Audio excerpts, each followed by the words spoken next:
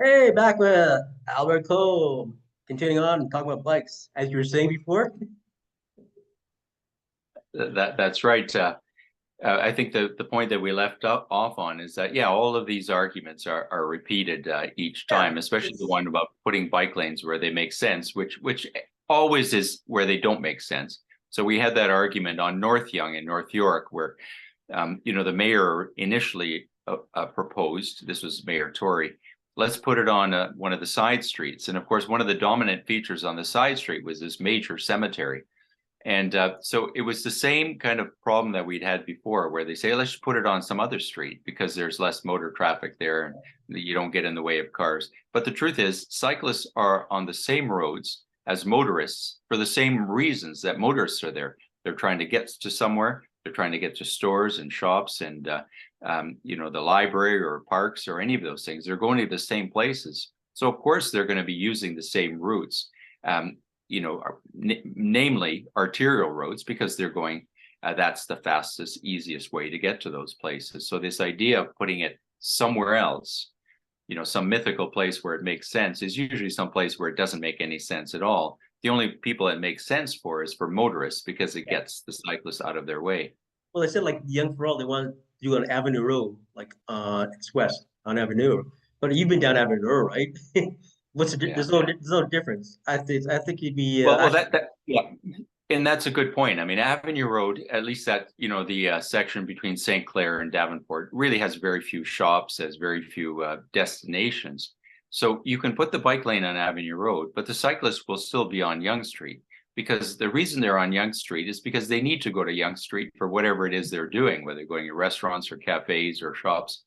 So putting it somewhere else where it's more, it's more convenient for motorists doesn't make it more convenient for cyclists. So what we say is, taking the bike lane off of Yonge Street wouldn't have removed the cyclists. It would simply have deprived them of their safety, and yeah.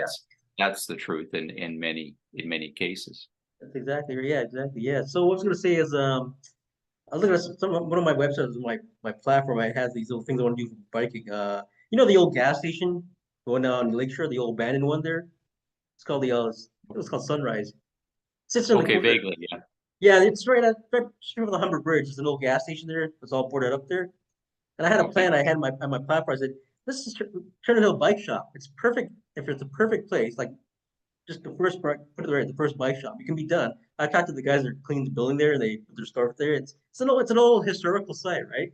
So technically, it is on city property, even though it's owned by another company, right? But if you could turn that into a bike shop, I've seen in other places, in other countries, that'd be perfect. Right on the route, you could stop for like just coffee or parts or whatever, or little self fixing whatever. But it can be done. And you can also put one on the Queen's Quay. That's a little, and then further down. And do you ever see in the news they had these things called they're like pop machines, but they're actually bike machine shops, like stops or whatever. Yeah, I saw I that. haven't. I love to have. I put it on my website last year, and it's like it's like a pop stand, but it's just you buy parts. So, like example, say you're going to work on Danforth at 12 in the morning, nothing's open, so you got a flat tire, and you go on your phone, you can look nearest pop shop, bike shop, and then you go there, you just put your money in, and then you just take out a part what you need, or need air, or water, or just fill up air, whatever. Just and it's right there. It's convenient. And I've seen it done in the States, and I think it's Yeah. amazing. Just something so They, simple like they, that. they, yeah. I mean, one of the nice improvements is around some of the subway stops, you've got a little sort of bike repair Yeah, I um, saw it. Yeah, it's nice to see. station, yeah, with some Yeah, tools and so on. So that's that's an improvement, and sort of what you were getting at. Cycling really is fun, even though advocacy often, it seems, we talk a lot about the negative side, the road danger and so on, but ultimately cycling is fun. And the idea that we should be able to have fun when we get around, I mean, it's kind of inconsistent with what we're used to, right? Because most of motor traffic, it's not particularly fun, right? I mean, there's congestion, there's noise, there's pollution. It's pretty sort of bleak, most of it. yeah, Whereas the bicycle offers quite the opposite. It's fun, it's inexpensive, all of those things. and we forget that, but it's always good to remind ourselves that it's good to have those fun events. So for example, every year we do what we call a cycling good cheer ride, Yeah. and we cycle from the far north, which we call North York, and we cycle to the downtown, and it's just a fun event, and people really enjoy it. And in fact, most of the motorists that pass us, they wave and they're friendly and so on. And it's a good reminder that all of these serious things we do, it's still really important to do fun things and to appreciate the social side and simply celebrate that riding a bike is fundamentally fun. You're inspiring so many people. You realize like the senior lady I told you about for the started an old bike club.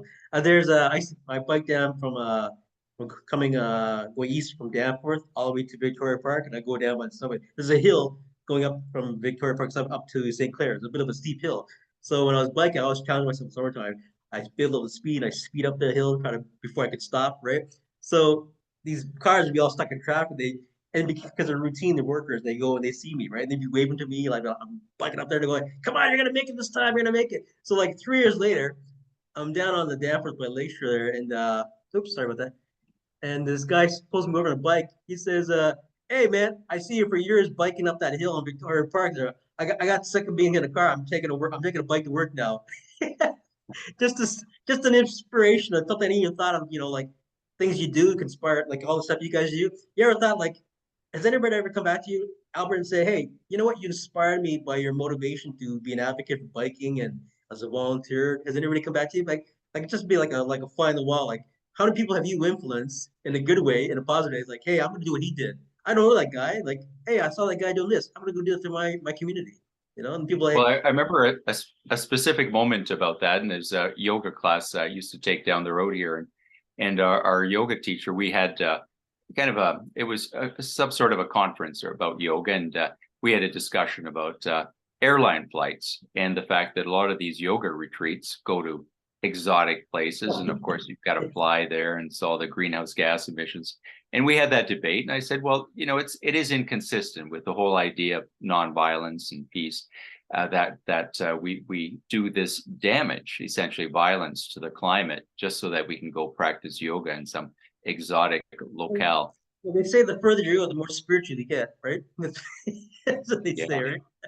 Well, and the fellow told me, like, some years later, the teacher said, we don't do that anymore, because we were really influenced by that point, that it's doing violence to the climate. So even though our whole idea is nonviolence, and yet if we're doing this harm to our climate, which affects so many people, that's inconsistent with our values. And they stopped doing that. And I thought, Nice. well, it felt really good for him to say that to great. me. Because when you're saying things like that, you think, oh, they're just sort of dismissing you as a kook. But sometimes people are listening to you, and Yeah. that is a rewarding moment. That's nice. So they just see what your example, the way you're living, the way you present yourself, and they just inspire them, right? I love that. I like inspirational stories. I like the chain reaction of doing good things for others, and then they come back to you and they say, "You know what? You inspired me. Now I'm inspiring somebody else to do the same thing or something similar," right? That's the thing. It's all about having fun, right? Biking is fun, sharing is fun, and just setting examples, or like even they come back and tell you something maybe you didn't know what you're doing wrong or right away, and they say, hey, I'm doing what you're doing. I'm doing so and so, and just, hey, I didn't even thought about that. You inspired me, right? It's all about inspiration. And it is a message, as you say. It's the example, and so perhaps when we're doing the Santa Claus parade, and you've got people driving by you, maybe the parent at the wheel might say, well, it's kind of a ridiculous thing, but the child in the back is saying, wow, I'd love to do that someday. And that's the kind of, that's how you get change over time. You know what I love to see, if I got in off, I love to see like I talked to Robert about this, about like some countries have like a whole weekend bike festival. Like in every ward has something to do with the biking. Even like a bike treasure hunt. Have you ever seen that in the States? They have these little treasure hunts. You can go with your wheelchair or whatever, you pedal, and I you. haven't seen that. Oh Sounds yeah, like, it's yes, amazing. Like we had like like I had our version of the music race is like the pedal race. Little things, and make it historical. So you got to find a little spots around the city, depending on which ward. Not make it so big, but just promote biking, fun. Just little projects here and there. But even the whole thing with biking, like a whole biking weekend festival, Toronto International Biking Festival. All wards do something like self repair stuff with kids, teaching bike safety. Meeting here and there, and then have like annual events, depending on like downtown or everything also downtown. There's so many wards to have so much space to do stuff, you know. I should like to see and promotes biking, and yet people get more involved, you know, like, hey, this is great, you know, let's do some more stuff. And it just expands. Like you said, you put your foot in the door 9 years ago. Look how far you guys have come, right? You know, like you Yeah, know, it's more like 15 years ago, 50, okay, 15, so 16, yeah, 16, 16 years ago. Yeah, and it sometimes, as you watch it, I mean, change is slow, but when you look back at it, then you think, wow, we're a long way from where we were yeah, in yeah. 2007, and that is a positive thing. And I agree with you. I mean, all of those fun sort of events. I mean, that is a way to sell, what it is we're doing, and what are we selling? I mean, we're selling, health, we're selling affordability, we're selling fun, we're selling a friendly city. It's sort of like that old joke. We say, what if we make our cities, reduce car traffic, make them, happier places, cleaner, the air is nice, there's less noise. What if we did that all for nothing, just for climate change? If climate change turns out to be a hoax, and we built these beautiful neighborhoods for nothing, and uh, Oh yeah, and that's a little bit. the climate deniers. I get those all the time. You know, I get I'm pushing my campaign. I promote. My campaign was the green economy had three things as educate green, work the green, and share the green. So I was saying, go into high school, teach the kids how our parents lived back then and how we can live in the future. And that's how it's like it's a culture change basically. If you want everybody interested, like when I was canvassing, nobody wants green economy. Say, you know what? You got to educate people, see how they live. Like instead of taking the gas, take the bike. You know, it's taking the bus, take the train. It's all electric, right? But just Yeah, and we put have to that. realize, we're up against some of the most powerful groups in society, right? I mean, when we're trying to sell a bicycle culture, right, or a walking culture or transit culture, I mean, how much advertising do you see for cycling No, or walking or transit? But how yeah, much yeah. advertising have you seen since this morning for SUVs and pickups and Oh yeah. cars? I mean, it's just you can't avoid it. And yet that's a very powerful influence. Remember, those are very slick ads. They're intended to convince you that this is the good way, the cool way, the right way to do things.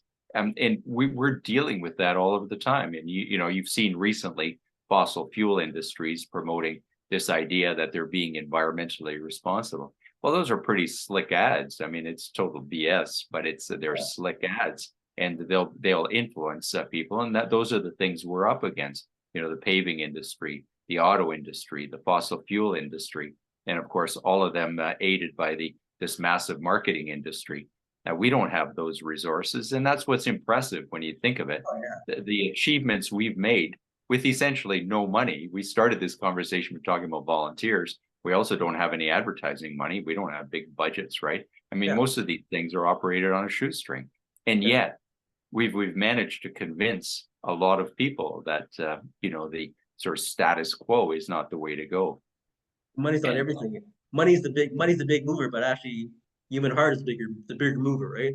The human heart. You ever see that commercial? I don't think they have it anymore, but they had the little ducky who was covered in oil. It's a Dove commercial, and the Dove soap, and like, look, Dove cleans the little duckies, and I'm sitting there and going, really? Well, how did the duck get dirty in the first place? Because some fool didn't inspect their ships properly, and oil leaked all over, and they kill all the fish off. But you got this ad promoting your Dove soap for the little ducky. You know, I was laughing when I see the commercial. I said, come on, give me a break. Slick ads, eh? Promoted the Dove commercial by taking a little ducky and I said, how did you get that duck? By the way, did you cover it in oil? I mean, did you go actually find that duck in the oil and I no? hadn't thought of that, but that's a good point. Well, yeah, I mean, like, what was that like the celebrity duck? Was like, were there other ducks that you didn't want that just were worthy for a commercial? Oh, that's the most dirtiest duck. Let's get that duck and put it in a commercial and sell our Dove. That's why I don't bike. I don't bike Dove for that reason. It's called Yeah, false advertising. What you said that's about right. this, Yeah. it's like commercial. I was talking to Sheena Sharp. I know who she Yeah, is. we Yes. had a we had a two-part interview. First part interviewed her about her platform and as running, and then the second part she interviewed me about climate change, what I feel about and she asked it's on the video direct question says, what do you think about all this? Like I said about the slick advertising, the big $1 million companies, and they're saying they're gonna go economy, they're gonna agree with the people, the populace of we're gonna reduce our fossil fuels. So she asked her directly, do you think it's all possible? I said says, Sheena, it's a bunch of crap. You think these billion-dollar companies are gonna like say, hey, we're gonna reduce our fossil fuel and lose money to advocate for the advocacies? You know, it's not realistic. They're just like I said, it's slick advertising, it's false advertising. They're putting on a showpiece to please, like the bikers, feeding them crumbs, feeding the environment's crumbs. Yeah, let's just feed them. The whole thing with the housing. I don't agree with this. The whole thing about the lottery, but putting your name for a lottery to getting affordable housing, I totally disagree with that. I think it's pathetic. I don't know how they do it. Does it go by seniority or what? But you should have to put. It's like buying a ticket. You should have to put your name in a ticket. So if you missed out, you're screwed, right? Another person may be waiting longer than another person, but that person put their ticket in, and they get to be ahead of you, and they've been waiting less time than you, and you got a family of four. You know, so I'm just Yeah, well, as to your point, I mean, all of these things, I mean, I suppose corporations are doing what they're structured to do, which is to make a profit. Most of these things are failings of government. So, for example, if you look at, these SUVs, big X SUVs and pickups that are more dangerous than conventional cars, I mean, is that a failure of the industry? They're making as much profit as they can, right? They maximize their profits. The failing is in government, which are supposed to represent us and are supposed to ensure that vehicles on the road are safe, but they've failed us in that. And that's, we can say whatever we want about corporations, but our power is in government. And unfortunately, when government is on the side of the big corporations, that makes it that much harder. But most of those things are failings of government. The fact that the oil industry is polluting as much as it is, or the auto industry keeps putting out these polluting vehicles or these monster vehicles, those are failings of government, and that's generally where we've got to put our pressure. Like seeing I've seen the recent ad, one of the SUVs.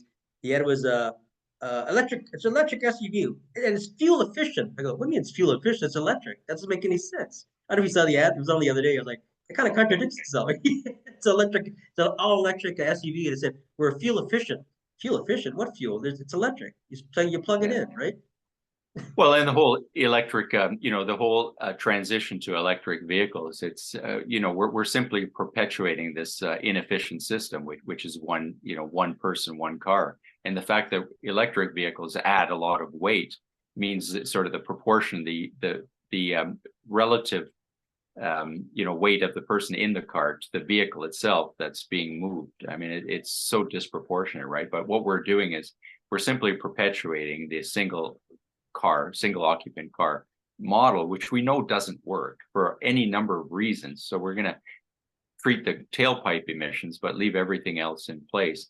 And as people have said, well, electric cars are good for the car industry, but they're not necessarily good for the public, the broader public. And that's why the push really has to be, especially public money, should go into public transit or push to put people on bikes or to walk, those things. And let the auto industry take care of its own sales, put in the charging stations, all of those things. What government needs to do is regulate those things, but public money should go into public transit. We have electric vehicles. We've had electric streetcars on our streets since 1892. We had electric automobiles in the city in the early 1900s. And so this is not a revolution to have electric vehicles now. We've had public transit vehicles that are electric for well over 100 years. And we've had private automobiles that have been electric for about the same period of time. But then we went to the fossil fuel model, which benefited people who wanted to drive out into the country and so on. But the electric vehicles, people understood why they were better in the early 1900s, noise, the same kind of things with noise, kind of the pollution, all of the stink around cars. And yet we went away from that model, and now we treat it as a revolution. Getting back to that, well, it's not a revolution. It's been around for a while. Yeah. Do you think that the difference between a small electric car than a family-size electric car is just the same? Well, I'd say if you're going to drive a car, if the choice is between an electric one and one that's not electric, sure, choose the electric one. But this idea of having pickups that are electric and are monstrously heavy, I mean, that's not a winning formula. And in terms, as I say, in terms of public money, the public money should go into public transit. If people buy an electric car, well, I mean, that's a choice, and that car is still going to sit around idle for 95% of the day. And but make sure that all of the sort of things that accompany the electric car, like the charging stations and so on. That should be all on the owner to provide for that. Government should really focus on the most efficient ways, which are getting people into electric buses or onto electric bikes or any of those things. Those are far more efficient. So let's not lose sight of that. People ask me like they go, Phil, do you want what kind of electric vehicle should I get or SUVs? I said I'll put it this way. Look at the tire. It has a flat tire. Even if it's electric, don't matter. It's gonna break down. Are you gonna be willing to change that big tire by yourself? I always say that, like bike is easy. You can just change a tire. But any car, no matter if it's electric, water, gas, when it has a busted tire and you're by yourself out in the boonies and you got to change it by yourself, are you gonna change this humongous tire for an SUV? You've seen the tires, right? Do you think you're gonna have like the strength? I mean, to take it apart. And if you haven't, if you never, you've changed tires before, right? Like I have, right? So you know what the inopportune time it takes, right? But just I also said, if you're gonna pick a vehicle, make sure you know how to change the tire size because if you can't do it, you're stuck. Yeah, that's right. Yeah. But it would be unfortunate if we go through all of this transition to, sort of the recognition that our transportation system isn't working and understanding the direction we're supposed to go in, and then simply replace all of the problems we have now with sort of this huge number of private automobiles, simply, convert them into electric vehicles and have most of the same problems that we have today. And of course, there's the whole resource intensity with building electric cars that can't be forgotten either. So all of those things, if we're going to transition, let's transition to where we need to go, which is public transit, walking, cycling. We know that's the way to go. But of course, we have all these influences, and the powerful auto industry is not going to go away easily without strong regulation. You think that we'll meet our date time for the green, like they said 2030, 2031 or whatever? You think we'll meet it by? Well, they started in 2015 about it, signing the contract or whatever. We're going to be what is it? 90% electric vehicles by 2030. I think they said. I think. Well, that's not very far off. That's No, 7 years. yeah, I Less know than it's not. 7 years. But do you That's personally pretty think? optimistic. Yeah, but do you think we're gonna? I don't think we're gonna meet it. Personally, I've advocated to say we're not gonna meet the dateline. I don't know. How do you feel Yeah. about that? Well, I'd say our focus really has to be getting people into mass transit. That has to be the focus, or walking and cycling, because that's the fastest way to do it. Because I think you also have to look at what is the cost. Like if you're buying an electric car, what is the cost, or even if it's subsidized, what's the cost of reducing $1 to a unit, or whatever the unit is, of greenhouse gas reductions. You're going to meet those reductions much more quickly by getting people into mass transit. You try to get them into electric cars. I mean, that's a pretty high cost way of doing it. And to your point, I mean, you mentioned, what would be better, having a fossil fuel pickup or sort of rather an electric pickup compared to a fossil fuel powered Mini or some small car? Certainly the small cars, probably from a resource point of view, better off trying to get everyone into those small cars. But what frightens me now is when you look at the auto dealerships, they just have rows and rows of these big pickups, and we need to avoid going down that road, because the Americans have been much quicker to on the uptake for these big pickups and big SUVs. But over the last 10 years, their pedestrian death toll has gone up by 50%. So that's the way we're likely headed if we don't intervene. And we've worked with the Ontario coroner trying to get the coroner's office involved in this issue. And we've got a coalition working on that, trying to get some regulations around the sale and use of these big pickups and big SUVs. Wow, I just thought about it. Yeah, I go down to Eglinton. They have all these dealerships down there, and like you said, you see all these SUVs there, and you see these humongous contraptions and they just sit there, Right. And they're just, like you just like I drove by the other day. Actually, I biked by the other day. I was like, you know what? One of those can kill 20 people in one day, just like that. There's no stopping it. Well, we know that SUVs, big SUVs and pickups are, if you're hit by SUV or pickup, you're 3.4 times more likely to die in that collision from a conventional car. Well, if we know that, why aren't we doing anything about that? I think there are some solutions. How about ads have to have a warning label, just like cigarettes, that these vehicles are. That's it. I just thought that's the other day. I said, yeah, that's a great idea. They have the smoking ads. They put on the box, little package that's going to kill you. There's a picture of the person with the black lungs.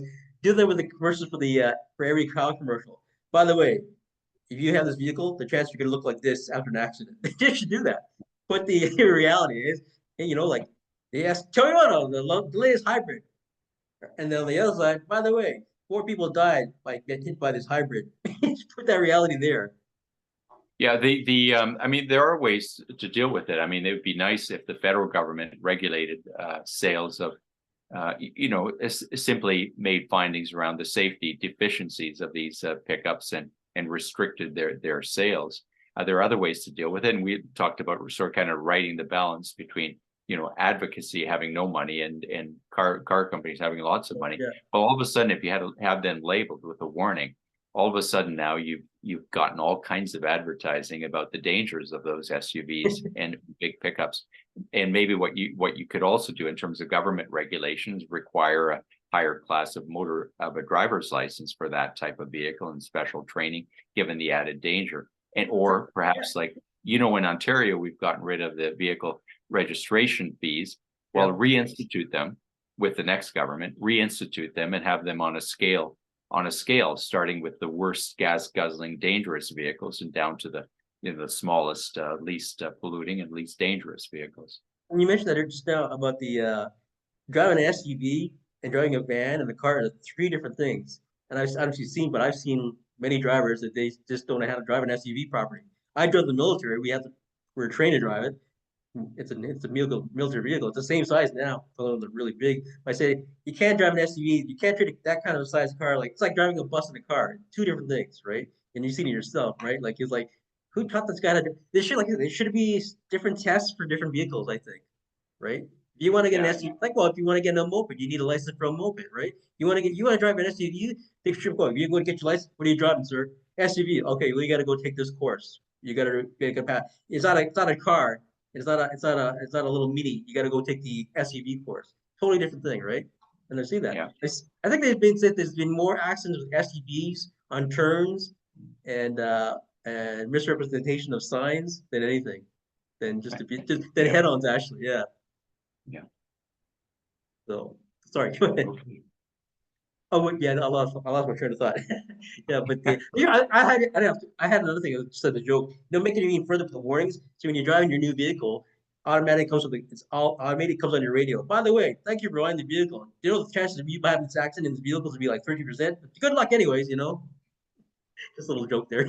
The warning signs and all.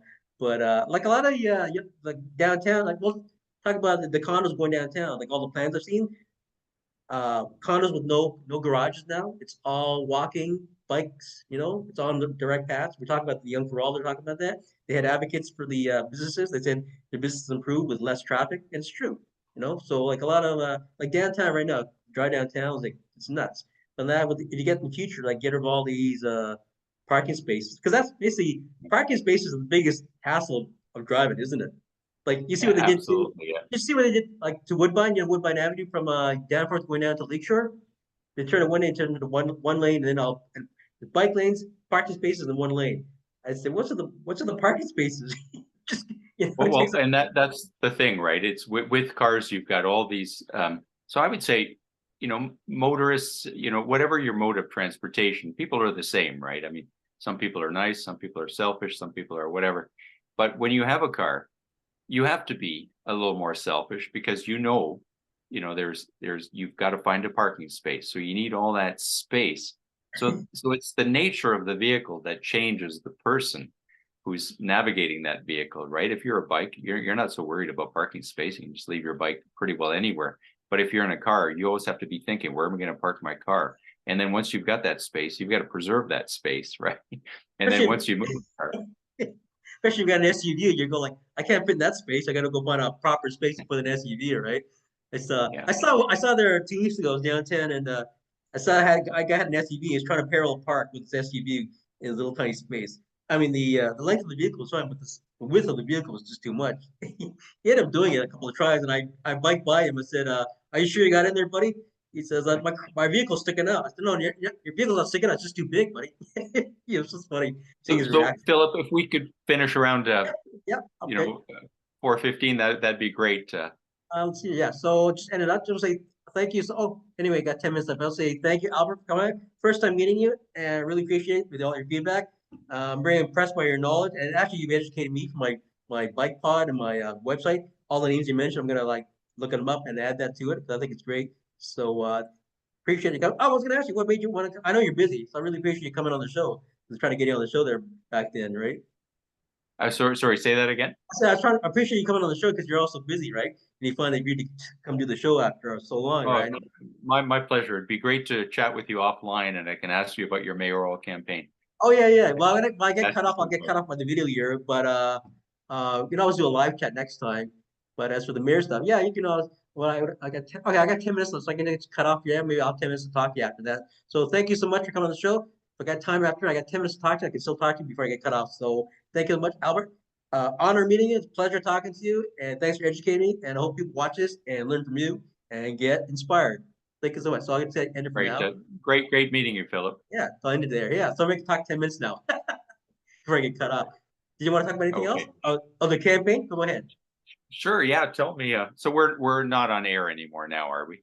Like you're Uh, not recording, it's or are you gonna cut oh, it it's still off? recording. Yeah, and if I let me see, it's just say end meeting for all. If I press this button, I'm not sure it'll. Let me just go here. Leave end meeting.